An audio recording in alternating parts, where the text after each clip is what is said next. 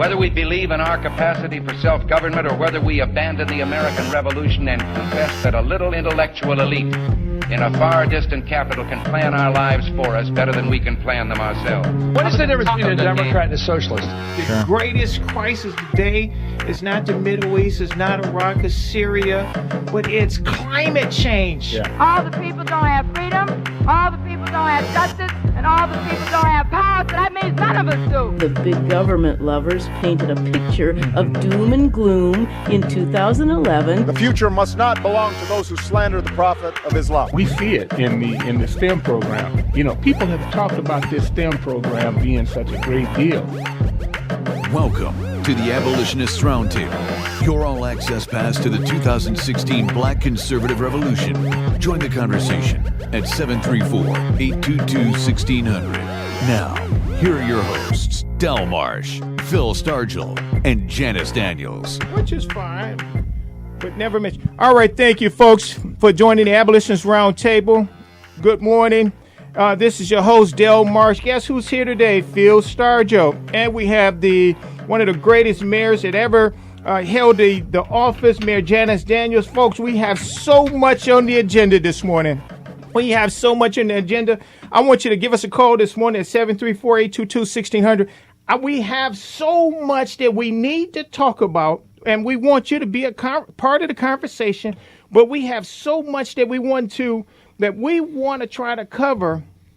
Just think about it. This is only an hour, and it's three of us, and we all have so much that we need to talk about. But let me just say this right here. I know you watch Mr. Romney do his speech, and he was setting the table for why people, the electorate, the establishment, the conservative movement, why everybody should be against Donald Trump. But one of the things that I have a problem with, now this is somebody that when he was running for president in 2012 that praised Trump. He thought that Trump was a great businessman and so on and so forth. But now he's anti-Trump. Now, are we looking at Romney setting himself up? Are we looking at Romney being set up by the establishment to run a third party when, on the other side, the establishment had Trump, not President Trump, but had Trump sign an agreement saying that he wouldn't run as a third party candidate. Right. So, folks, I want you to join the conversation. So we're going to get to some of the sound bites. We're going to get some of your favorite commentators. We're going to get their opinion on what's some of the stuff that's going on. I'm talking a little fast because it's so much. And then we're going to, on the other side of the break, we got some headlines that we want to get to. And here, so this is what I like to do. I like to start the show off. This is what a question of Republican establishment, a war on Donald Trump and a war on conservatism. Is that fair? So I want you to give us a call, again, 734-822-1600. Do you feel that the Republican establishment has a war on Donald Trump and conservatism? And the backdrop to that is that they just sent out Romney. Now, where was Romney at when Jeb Bush was stagnated? Where was he at? But now they want to sit him out, and it's all about stopping Donald Trump. I mean, he really said some really nasty things about Trump. To the effect. I mean, some of them are absolutely true. I had a problem with Trump relitigating the Iraq War and so on and so forth. But here, so Dan, if you don't mind doing me a favor here, I think. So we're gonna go to our first.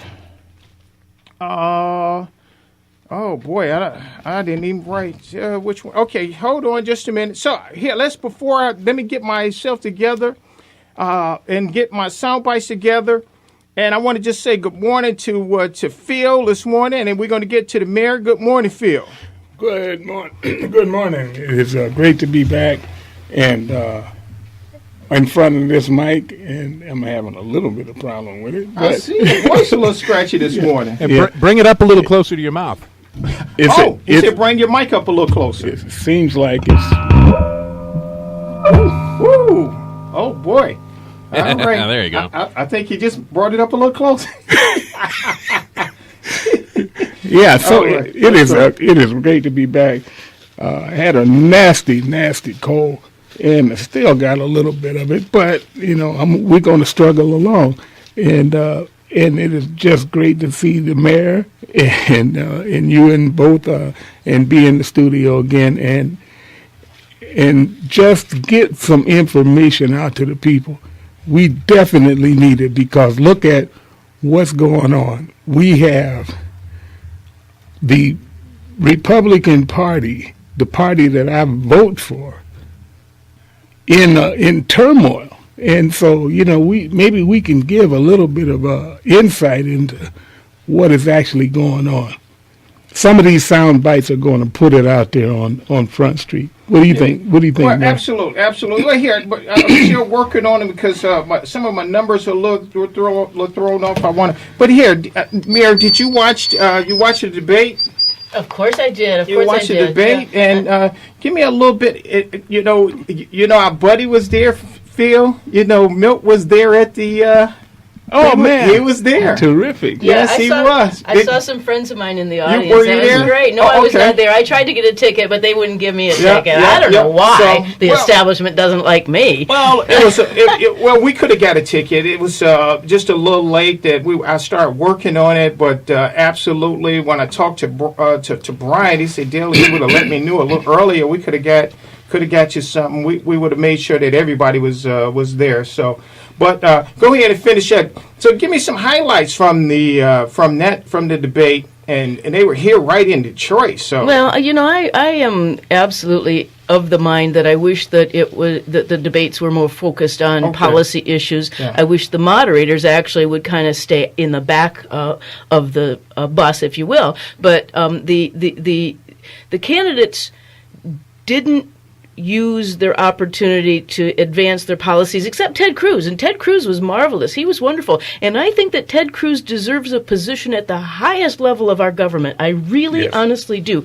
Yeah. But I just don't see in 2016 that he can amass the support of the general public to win a general election. I just can't see that. Whereas I think Donald Trump might have the ability. Donald Trump, to me, is a wrecking ball. But I want this government to be brought down to its knees, quite frankly. The establishment has removed their sheepskin and has exposed the evil wolf that they really are. They have been so crushingly disingenuous in their opposition to Trump, who is the front runner in the Republican Party. And this has not just started. I look back through some of my files of shows. Absolutely. And Peter King, congressman from New York, his new goal is to take down Ted Cruz. You know what the date of this is? October the 14th, 2013. Mm-hmm. So this has been in the works for a long time. Oh, yeah. And so, the whole idea of it is